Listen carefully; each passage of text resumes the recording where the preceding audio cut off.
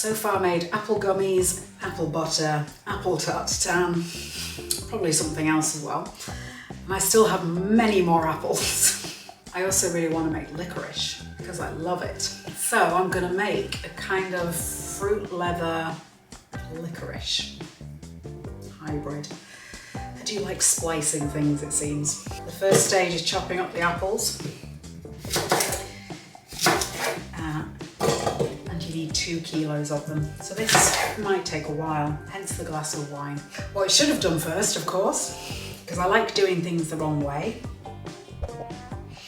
is put some liquid at the bottom so that the apples don't burn on the pan. I've got some licorice and peppermint tea bags, so I've steeped these for about an hour in around 300 mils of water. Just want enough for the bottom to be kind of submerged.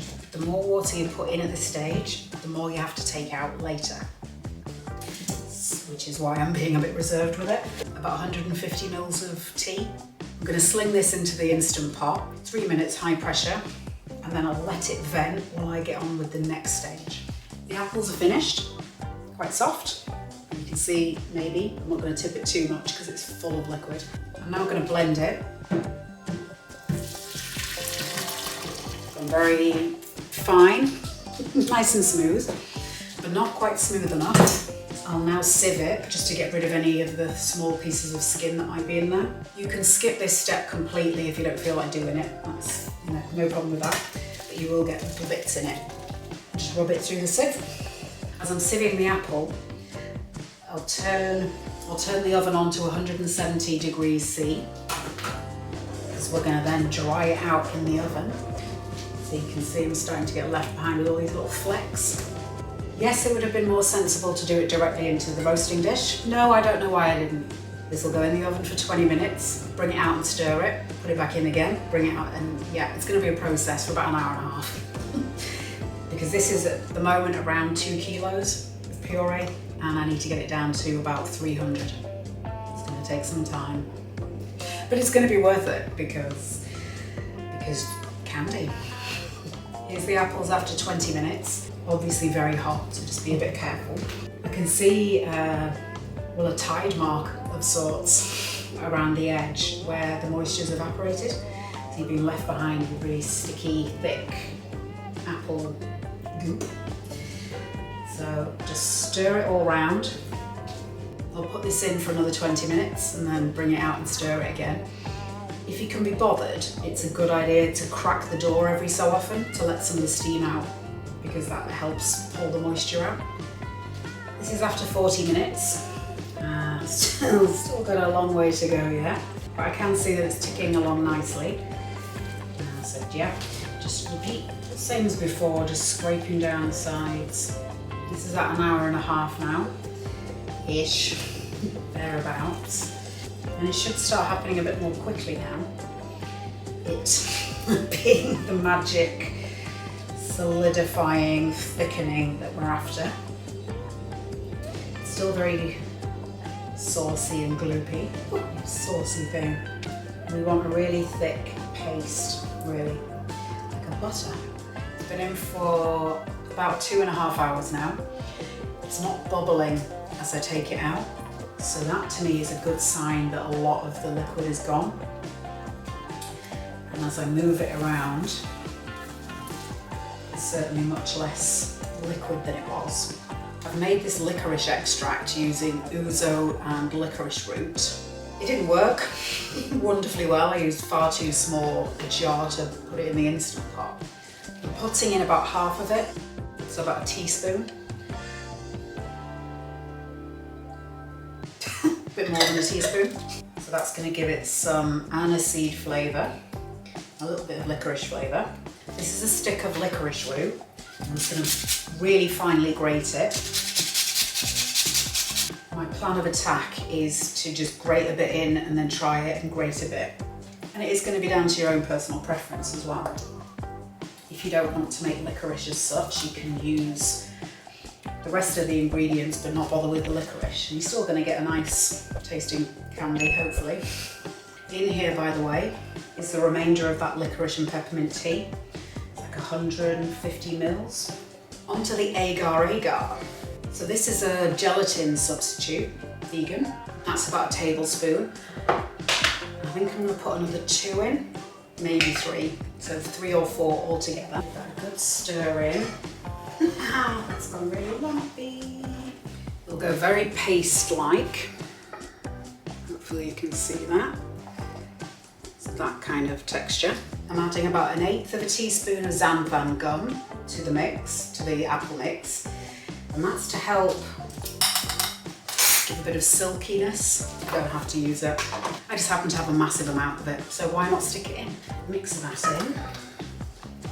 Then I'm mixing the apple and agar together, hoping that the agar is going to dissolve into the rest of the apple mixture. The heat on 5. I just want a low heat. I'm really not sure if the amount of agar is right. I've just kind of pulled that figure out of thin air. And I know that's not very helpful, I'm sorry. But I just, yeah, it was kind of an instinct thing.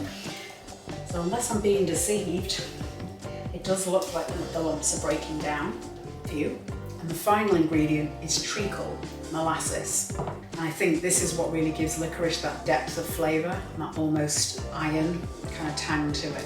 A good tablespoon. It smells so good. Give it a little try. I want one more, I think.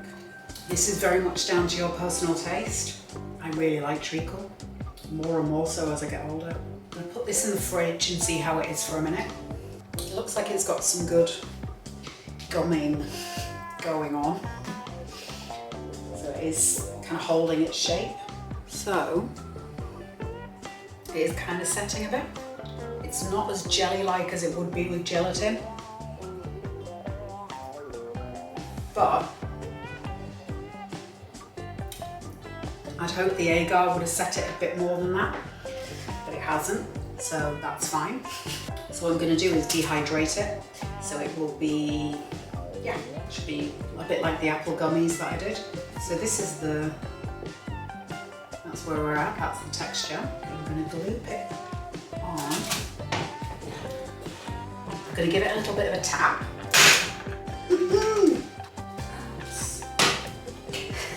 That's a problem. I've put one in the fridge just to try and set the edges because the paper was too small.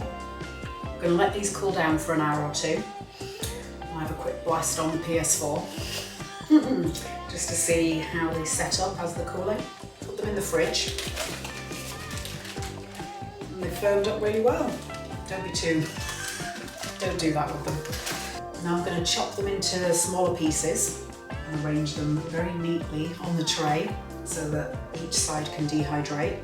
And I think that's going to give a really nice chewy texture to them. Just remember that when you dehydrate things, they shrink a little bit.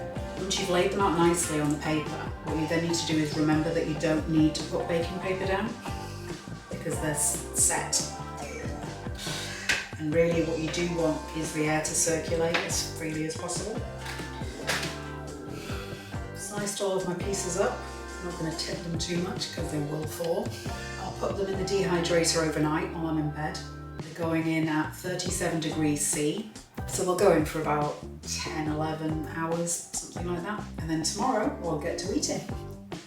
Licorice tasting time. It was in the dehydrator for about 22 hours, which is a bit, well, much too long really in terms of electricity consumption. You can see there's like a line running through the middle. That band in the middle is where it's not dried out yet, so it could really go in for longer. But the eating is the most important part. And that's really good. It needs more licorice, more treacle, and made thinner. And maybe rolled up and sliced so it gets extra chewy. The flavour and the texture is really good. That's a much thinner piece and it is tougher.